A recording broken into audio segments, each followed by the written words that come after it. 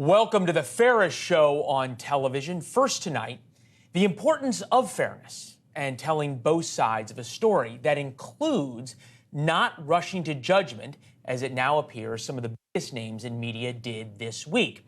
For example, the New York Post branded Sarah Comrie Citi Bike Karen after an altercation with her and a group of teens went viral. Other outlets branded Sarah everything but a bedsheet-wearing racist over the video. But as we told you last night, there is a lot more to this story, and to be fair, we think you should know. Sarah had just ended her 12-hour shift at Bellevue Hospital as a physician assistant. She is 6 months pregnant. And here is the kicker. Her lawyer provided us these receipts showing she had rented the bike in question. In fact, the bike number on the receipt actually matches the bike she is seen being pushed off of in the video.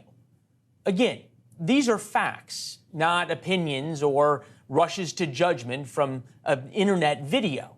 Sarah's lawyer is with us, Justin Marino. Appreciate you being here, sir. First things first, how's Sarah doing?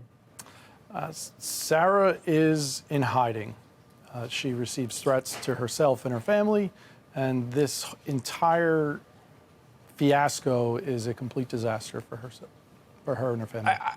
I'm pretty stunned by it. A disaster may be an understatement. I'm really sort of bewildered by the hospital that she's been at for a long time. She was a celebrated employee during COVID. This is their statement that they've not changed as far as we're aware. We are aware of the video involving a healthcare provider off duty and away from the hospital campus, meaning they're disavowing her totally. The incident in the video is disturbing. The provider is currently out on leave and will remain on leave pending a review, so they seem to think that there's a chance she's done something wrong.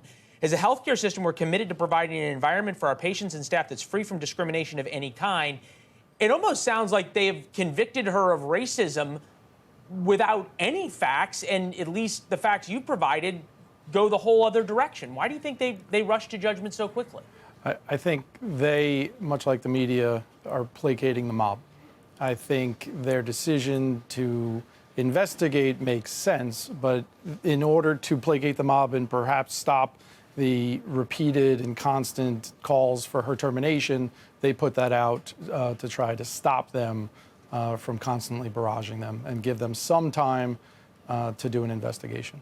The investigation itself, though, does make sense for them to do to make sure everything is appropriate and that, to exonerate her. Yeah, you almost think that they'd have an investigation into their own security procedures to make sure that employees who are leaving after a 12-hour shift are safe and free from harassment as well. Is there a cause of action, you think, against the hospital? Right now, there is no cause of action, although as an employment lawyer, that's why I was brought in, to ensure that her job is going to be still there, and should they violate it, there will be repercussions. It's unbelievable that that this woman, after a 12-hour shift, who's 6 months pregnant, has had to hire an employment lawyer. I know you all are raising money because it's not free, your services, and obviously dealing with all this. I'm also thoughtful, and I use that word judiciously, about the media coverage of this and the real lack of fairness that seems to have been there, or skepticism about what this video showed. Just take a listen at some of the clips. Here we have yet another tale of systemic racism in America. Hello, Sarah Jane Comrie. Absolutely disgusting and revolting move you tried there. Shout out to those guys there who showed absolute restraint. This tactic is used on men of color quite often. She thinks that she's viewed as a victim because she's white, and she thinks that. That's obvious in this America that we all live in.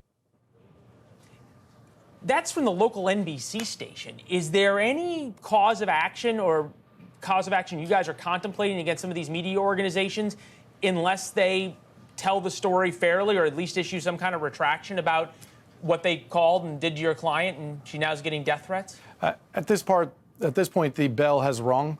Every news organization that has called her Karen, called her a racist, called her a thief, we will be looking at them for purposes of filing defamation claims. And the purpose of that is to ensure that no individual is ever subject to the disaster that my client is presently going through. Help us understand kind of what happened here from your guys' perspective of when this went terribly, or how this went terribly pear-shaped, just from the bike rental perspective. So, I mean, it's quite simple, actually. My client finished a 12-hour shift, wanted to go home. And she went to the bike. It was unattended. She mounted the bike. She paid for the bike. She rolled the bike back up from the docking station. And by this time, individuals were saying that they wanted the bike, that it was their bike. Somebody pushed the bike that she was on back into the docking station. It relocked. And then the video takes over, and it shows you that, she's just frankly in incredible distress. There's an individual who inadvertently has his arm on her pregnant belly, which is the most safeguarded thing for a woman to. For a woman who's pregnant, you would protect your belly over every other part of your body. And at this moment in that video, you see this individual's arms touching it, and he has. Yeah, and we see her forearm trying to defend her unborn baby there. The person who would investigate this, because certainly a mob surrounding someone is frightening. Dare I say it is assault? That's a legal term, not a media term. But the person who would be investigating the situation is Alvin Bragg, who's the district attorney in New York, who's had no problem investigating other situations and casting political judgments on them and weighing in on things. Do you trust him to fairly investigate this, and if charges are warranted, bring them? Quite candidly, we don't want charges for these individuals. My client has no ill will for these individuals. In fact, she wishes them the best. We think this is just a terrible mistake, a misunderstanding. We don't want the same scrutiny and misery that is applied to my client to go to these young men. They are, after all, young men. Our focus is, 1, clearing her name, 2, ensuring she has a job, and 3, going off to the media that effectively poured gasoline onto the fire. Boy, what you just said about how she views this situation is the very best of America, which we don't often get to report on. That's really nice.